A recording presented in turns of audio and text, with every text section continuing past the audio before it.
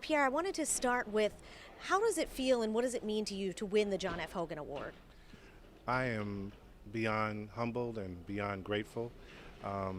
It's such a prestigious award, and you can only hope that throughout your career you're doing work of value and of substance, and I'm just extremely gratified that they chose me and very thankful.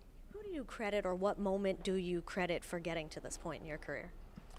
Um, I would just say there have been some key people like my parents, my friends, who've encouraged me along the way.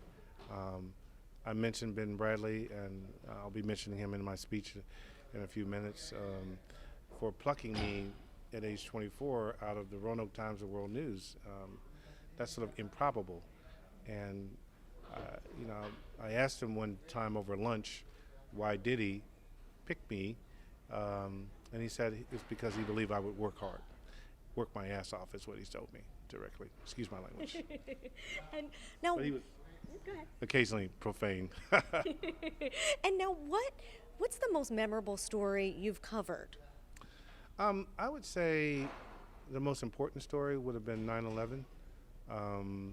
Just the gravity of it, the importance of it, and I had a law enforcement connection and intelligence connection in terms of reporting and sourcing that was very important to the news division at that time. So that would be the most important story, and just the humanity lost and what it said about how we would live going forward was pretty extraordinary.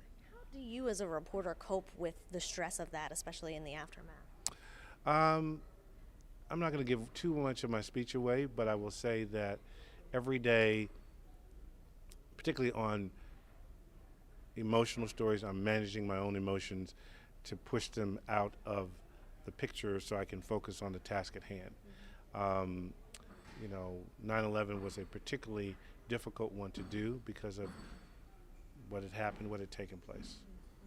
And lastly, I wanted to ask, what advice do you have for these aspiring young journalists here? I think the main thing is to put in the work, be thoughtful about the craft, and again, to remember that one story can severely hurt your career, but you're going to be known by the body of your work.